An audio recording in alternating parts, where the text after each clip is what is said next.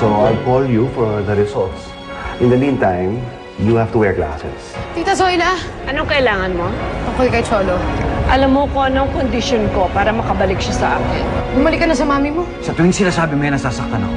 Dahil parang pinalalabas mo sa akin na hindi ko kaya mabuhay na kasama ka. Ito pinili ko eh. Pero kasama ka man o hindi na ako babalik sa mami ko. Patawarin mo ko, Cholo.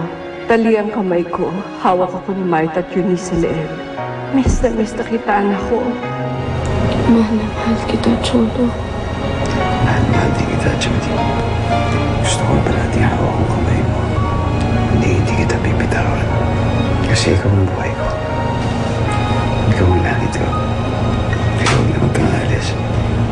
Huwag mo ko iiwan.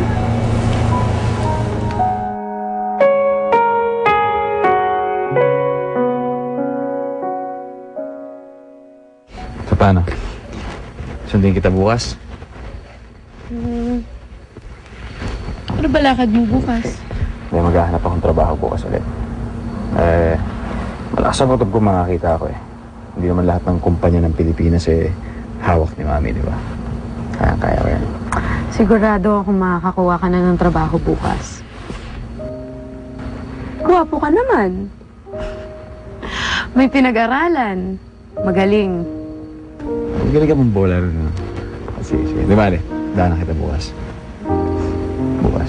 Kita lang tayo. Pwede. Kasi may plano ako eh. Sa coffee shop. Kita tayo sa coffee shop. Sige. Bye-bye. Bye. Good night. Love you. Night. Good night. Yeah. Teka, Jody, sandali. May kalimutan ako. Bakit? Ano yun?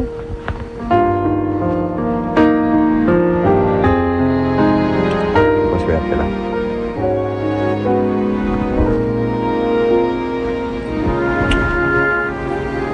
Para masarap ang tulog ko. Nak. Sige na. Bukas. Coffee shop. Okay? Hey!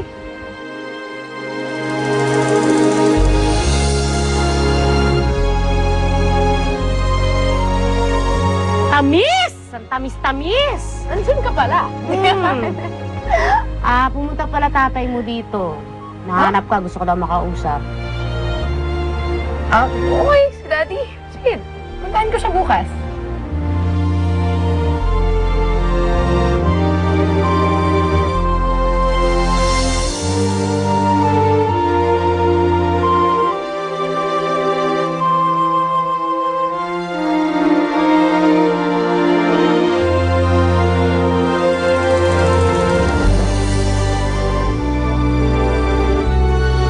Kaya ko to. Bukas. Makakahanap ako ng trabaho. Then everything will be over. Kakayanin ko to. Para sa'yo, John. Para sa'yo.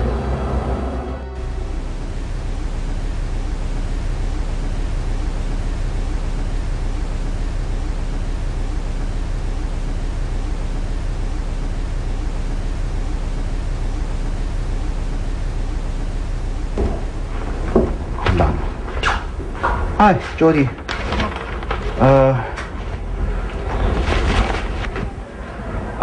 Ito, we have your tests results already, so...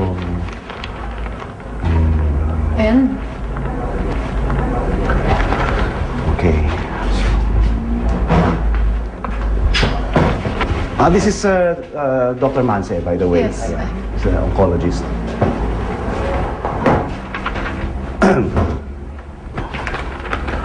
So, nakita namin na matindi ang ginawang damage ng aksidente mo 5 years ago sa cornea mo. So, that means kailangan ng corneal transplant. But more importantly, may nakita kaming katarata dahil sa mga tumors. Tumors? Yes, I'm very sorry, Jody. Positive ang results. You have cancer.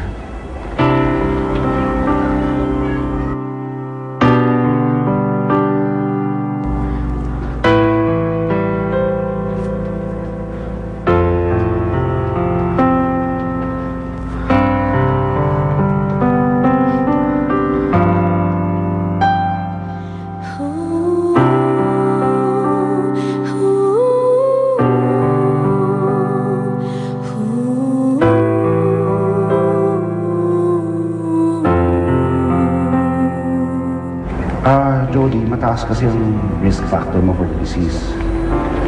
Because meron kang kamag-anak ng karoon ito. Sabi mo, yung ina mo had cancer, so minabuti na namin na kumuha ng tests para sa iyo. And we found that you have large eye melanomas.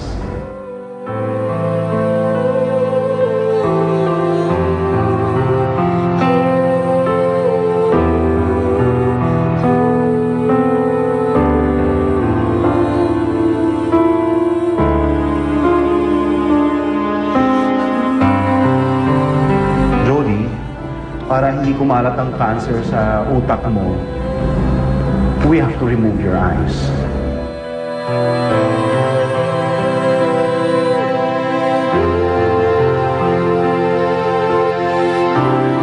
Yun lang ang paraan para maligtas ang buhay mo. Pero hindi kami nakakasiguro.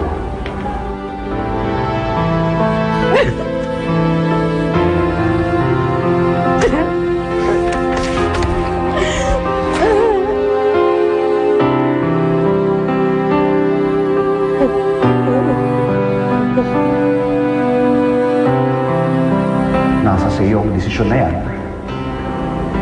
Pag-isipan mong mabuti.